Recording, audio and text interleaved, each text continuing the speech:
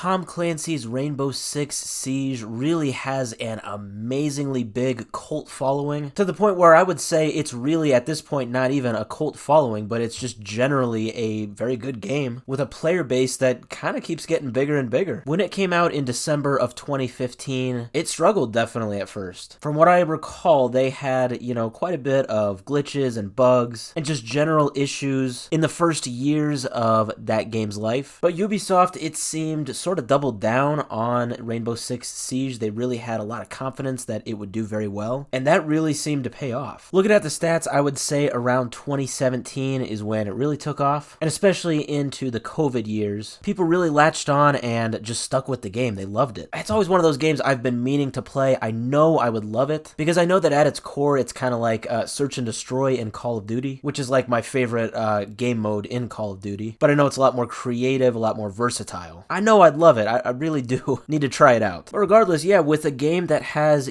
such a big following now, it started off not very good, now it's doing very good, one definitely has to wonder, hey, when is the next installment? When is the sequel coming out? Because now this game has been around for about 8 or 9 years now. Well, the creative director of the game, Alexander Karpazis, was in a group interview very recently during a global esports event in Brazil, and he was talking a lot about the game's future, and he said some very interesting things, mainly talking about how he actually thinks that it would be a mistake to make a sequel to this game. As if he did this, they would basically essentially be attempting to replicate the original game's success while somehow making it a totally different game, and he just kind of talked about how that would be very weird and especially very challenging. And he even talked about, examples of other games that have done this where it did not work out. A lot of people caught on and kind of realized that he was, I think, hinting at Overwatch 2, which, yeah, is a great example, of a game that didn't need to have a sequel and could have just,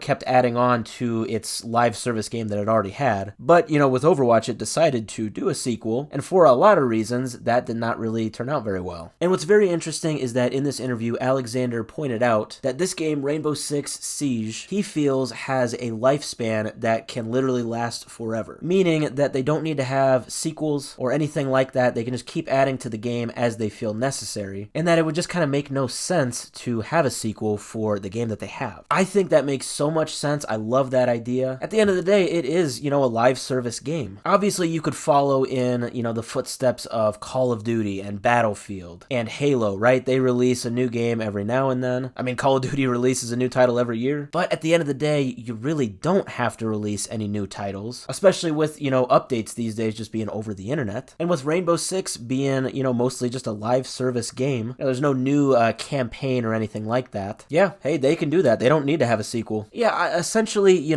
live service game like Rainbow Six, and this might be simplifying it way too much, and maybe I'm wrong here, but I feel like having a sequel would just almost be like a cash grab or a publicity stunt. If you're going the Overwatch route, using, the example that Alexander pointed out, and if you're just essentially, you're making a sequel, but you're essentially making literally the same exact game, like, there's no point in having a sequel. If you need to release physical hardware, that's different for a game, sure, that makes sense. And that's kind of, how it's been in the 2000s and 2010s. But I don't know, nowadays, with just games that are downloadable only, or games that are, like I said, live service games, it's just not necessary. So I love this idea. It kind of emphasizes the point of, hey, if it ain't broke, don't fix it. That's not to say they won't ever make changes or updates to Rainbow Six, but they have a good formula going, and, if they do make these changes, they don't need to come out with, a totally different title just to do that. I mean, you see a big game like Fortnite, for example. They've been out since 2017, and they are,